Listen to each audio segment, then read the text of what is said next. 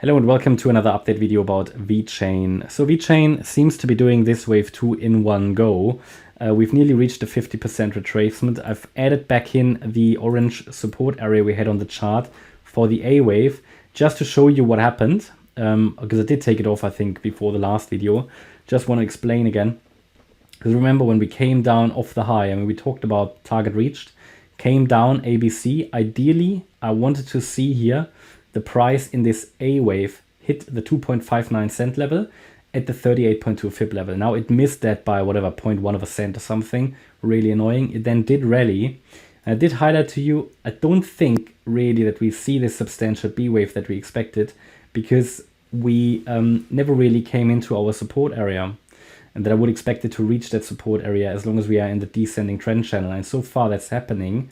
But I did take the orange support area off the chart then, because I don't expect a trend reversal from within it anymore. And I think that was the right decision. So just added it back in to show you again, because I can't remember if I took it off for a signal and just informed the channel members, or if it was for a live stream or whatever. But the point is that the orange one became irrelevant because we were, I mean, we can still turn around at the 50% level, but that's part of the larger support area anyway, right? So my point is there is a chance that VeChain completes this wave 2 straight away in one go, in an A wave, a B wave, and a C wave. But this count isn't really correct anymore, yeah, because this is a crystal clear 3-wave move down. And this doesn't really work. Okay, it doesn't work because as a 3-wave move down, you need to have a stronger B wave. So that's not working out anymore. What could still happen, so there are a few ideas I have, and we need to keep an open mind here. I would therefore be a bit careful with VeChain, and maybe any position here I would only consider like a spot position, because I'd be a bit careful because it's a bit strange what's happening here.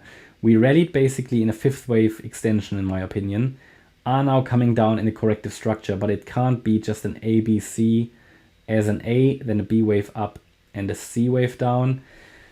You know, it could be, I could imagine that we're doing not an ABC, okay, but maybe a WXY. I mean, that might make sense because I can't count it as a flat structure. So if I have A wave, 3 wave, the B wave needs to be much stronger. So what might make sense at the moment is to count this as a WXY, so that we had the Y wave here, an X wave, and this is now the Y wave, WXY. And in the Y wave, we've got an ABC. Okay, so that's certainly a possibility. And yeah, that actually makes absolute sense, because then we could say we had an A wave here. This was the B wave, and we're now coming down in a C wave in a 1, 2, 3, 4, 5. And maybe the low is already in. Maybe we get one more. That does, to be honest, make sense. And we then need to see, you know, how far do we eventually come down. We haven't quite touched the support area again. So hovering a little bit above that, just sort of, we're talking here about not even 0.1 of a cent, right? So 0.01 of a cent. So it's come very close anyway to the 50% retracement. And we might still get there, right? I mean, so far we're only making lower highs and lower lows. And it indicates that we could still get there. However, you can also look at this as some kind of a descending wedge which is forming here, which would indicate at some point a breakout to the upside, but we're quite far away from an apex and we're quite far away from the upper boundary line. But at the moment, you know, looking at this, considering measurements, so targets, if I measure the length of the wave W, go to the high of the X wave, then a key target that I'd be looking for is here the 1-to-1 ratio at 2.3 cents. That's the key target for the Y wave, as sort of the 1-to-1 ratio, a key target. Another target to consider is if we take the length of the A wave, we go to the high of the B wave. Well, we can see we've reached the 1.618 extension. That's probably why we didn't reach the 50% retracement, because in an ABC structure, the 1.618 extension is an absolute key target. So I think we need to be on high alert that this could be bottoming as well. I mean, we have a lot of coins currently that are in the process of bottoming, or could at least make a, let's call it a local low. I mean, it's a similar structure to what we had here. Not the same, but it's a similar structure in the C wave, yeah, will be coming down also. And I'm sure, yeah, you could draw a descending wedge back here as well. So these are the patterns where you can be ready for a breakout at some point.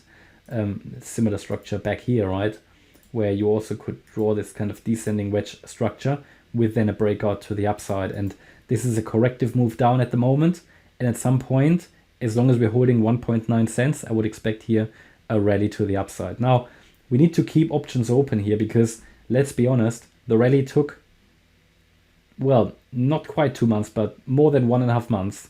And to get all of this corrected in just a couple of weeks, yeah, I'm not entirely sure. So we need to keep options open. This, of course, can extend out into a larger correction, something like a larger wave W or A, B, C eventually, right?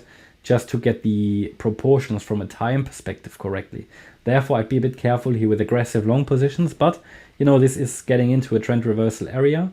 We are getting to a point where I'm pretty sure we should be seeing some bullish divergences as well, where at some point here, maybe next week or the week after, we should be expecting some kind of a reversal. Let's take a look actually at the indicators, even if it's only a temporary reversal, okay? So on the relative strength index here, you can see that we're making basically a double bottom, but the price is making a lower low. You could call that a weak bullish divergence. The MACD is showing this bullish divergence on the 1 hour chart. So indicating, yeah, you know, be ready for a possible turnaround, but we're not ready yet.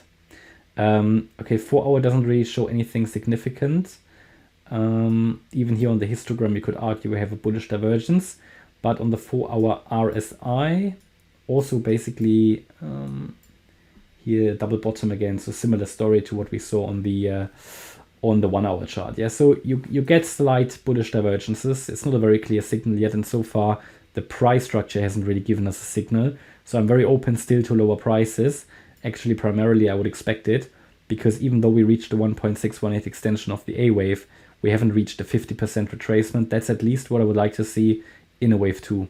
So even if it's just one more minor low and then a reaction, I'd be extremely happy. But also in this wave 2, I mean, bear in mind, it's correcting the entire move that started back end of December. So it's a large move. Yeah. So we need to be open to the idea that it could also use the entire support area, but then possibly not in one go, possibly with a bounce and then coming down again, like a larger ABC structure. Okay, anyway, I'll keep you updated. I hope you liked the update. If you did, please hit the like button, leave a comment and subscribe. And if you really like the content, then please check out the channel membership. Thanks a lot for watching. Bye-bye.